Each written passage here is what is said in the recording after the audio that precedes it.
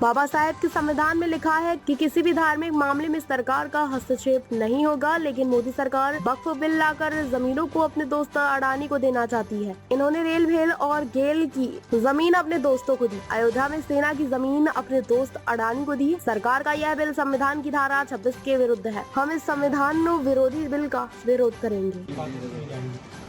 देखिए, संविधान की धारा 26 है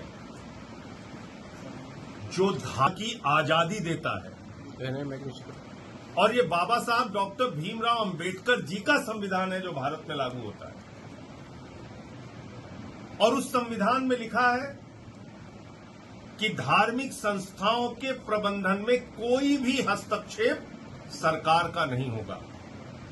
वो चाहे मंदिर हो, चाहे मस्जिद हो, चाहे गुरुद्वारा हो, चाहे चर्च हो।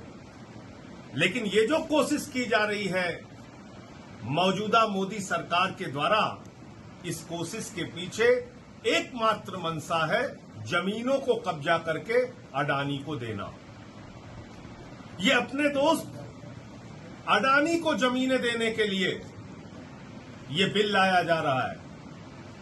इस बिल के पीछे मकसद है एकमात्र, अपने दोस्तों को पूरे देश में जमीनें वक्फ बोर्ड की कब्जा करो और दो।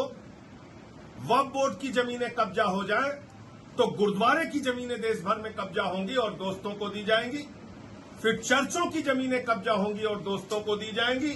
फिर मंदिरों की जमीनें कब्जा होंगी और दोस्तों को दी जाएंगी। और ये बात मैं पूरे प्रमाण के साथ कह रहा हूं। रेल की जमीन अपने दोस्तों को दी, सेल की जमीन अपने दोस्तों को दी, भारतीय सेना की 13,000 एकड़ जमीन अयोध्या में अपने दोस्त अडानी को दी।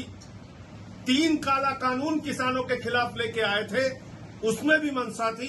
प्रधानमंत्री जी अपने दोस्तों को जमीनें देना चाहते थे। वो बिल किसानों और हम लोगों के विरोध की वजह से रोका गया, वरना आज देश भर के किसानों की जमीनों पे कब्जा हो जाता। दलितों की जमीनें कब्जा करके दोस्तों को देना है, आदिवासियों की जमीनें कब्जा करके दोस्तों को देना है। तो ये बिल गैर संवैधानिक है, संविधान की धारा 26 के विरुद्ध है, और कोई भी बिल संविधान के विरुद्ध नहीं आ सकता। विरोध करेंगे आप इसका? निश्चित रूप से विरोध करेंगे। अच्छा, एक विषय सर और निश्चित रूप से विरोध करेंगे। तू कौन मैं खामखा?